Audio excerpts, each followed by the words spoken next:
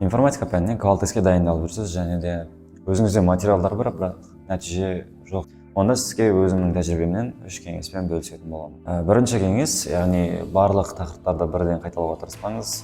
Яғни квал-тестке келетін маңызды тақырыптарға көңіл бөліңіз. Сонда сіз жақсы дайындықты жасай аласыз және де өзіңіз дұрыс тақырыптарды түсінетін боласыз. Яғни оның ішінде бізде алгоритм тақырыбы бар, одан кейін логика бар, ақпараттың өлшем бірліктері. Осы маңызды тақырыптарды өзім қайталап шықтым. Сәйкесінше тестте сол сұрақтар келді, нәтижесінде жақсы балл жинауыма көмектесті. Енді бұл жердегі сіздер жасайтын нәрсе дұрыс бағытта болуларыңыз керек. Яғни дұрыс бағыт болған жағдайда бұл кеңестің жартылай бөлігі болып саналады. Екінші кеңес теория түрінде емес, тест түрінде жаттаңыз. Яғни біз көбінесе теорияны түгел оқып аламыз, бірақ та тестте көбінесе қиналып жатамыз. Яғни әр тақырып бойынша 10-нан және 20-дан аса тестпен жұмыс жасаңыз, және де қателескен сұрақтарыңызды қайта қайталап, және тестті қайта тапсырып отырыңыз. Яғни тесттен 70-80% алған жағдайда ғана өзіңізді дайындыққа сенімді түрде дайынмын деп айта аласыз. Яғни тестке дайынмын деп айта аласыз. Сондықтан тестпен жұмыс жасауды қолға алыңыз, яғни тест сіздің нәтижеңіздің айнасы болып саналады.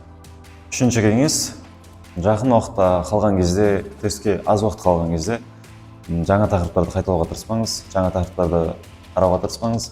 Барынша өзіңіздің материалдарыңызды және өзіңіз жасаған қате мен жұмыстарды қайталауға тырысыңыз.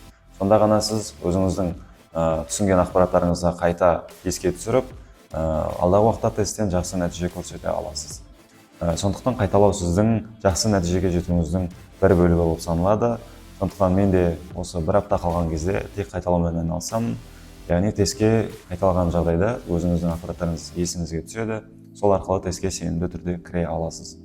Сондықтан сенімділік бұл жалпы балды көтеруге көмектесетін ең маңызды нәрселердің бірі.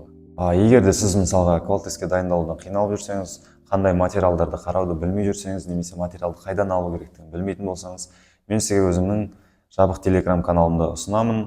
Яғни мен сіздерге WhatsApp номер қалдырамын, сол жерге жазу арқылы осы каналға доступ алсаңыздар болады.